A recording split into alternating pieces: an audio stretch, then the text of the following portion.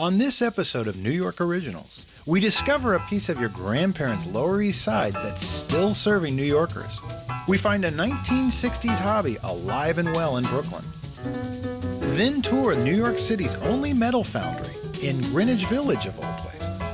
And in Chelsea, get ready to roll a few cigars, Dominican style. All that and more right now on New York Originals.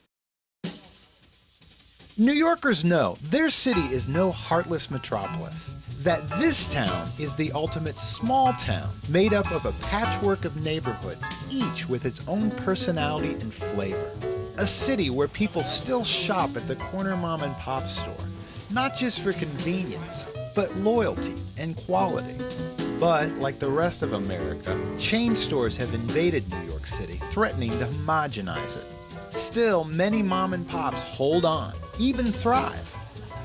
I'm Jamie McDonald. Join me as we celebrate small businesses that make New York so unique. These New York Originals.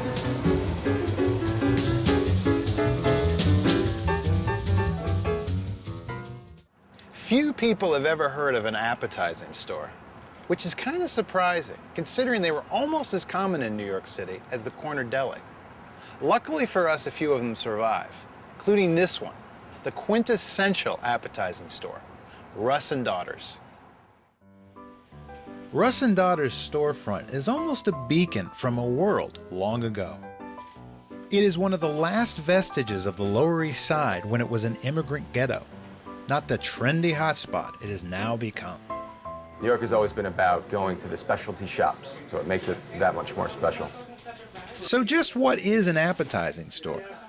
An appetizing store, simply put, is the place you go to get anything you would possibly want to put on a bagel. Smoked salmon, smoked fish, cream cheeses, spreads, herring. Appetizing is a sister food tradition to delicatessen. It stems from the Jewish dietary laws, which prohibit meat and dairy from being eaten or purchased together. Russ & Daughters has been at this location since the 1920s. It began like many Lower East Side shops did, on a pushcart. Russ & Daughters was started by my great-grandfather, Joel Russ, in 1908. He had a pushcart right around the corner on Orchard Street. Mr. Russ was quite the innovator, even if so reluctantly. As the business grew, he needed help. He had no sons, but he did have 3 charming daughters, and he basically roped them in. They were cheap labor. But down the road, he changed the name of the business to Russ & Daughters, and this is the first business in the country to bear the name & Daughters, to recognize a women's participation in running a business. It was quite controversial at the time, and people would stop them on the street and be perplexed, if not somewhat offended. Like, why would you name a business & Daughters? This is, the easiest way to put yourself out of work. I'd like to think that my great-grandfather was a pioneering feminist, but I think, honestly, if he had had sons, it would have been Russ and Sons. Mr. Russ would probably be pleasantly surprised at how little has changed in his shop. Nothing can compare to food that is prepared with a 100-year-old tradition. Some of these recipes go back to my great-grandfather's time. And we have upheld the quality, the artisanal production of most of these foods. And their smoked salmon is particularly fussed over. It's just better. It's fresher. They know how to cut it. It's not frozen. It's fresh. It's delicious. It just is. And my dad tried to get it in Jersey. Can't get it. Can't get it. And he asked me to come here especially. And I love doing it. I always get a little bit for myself.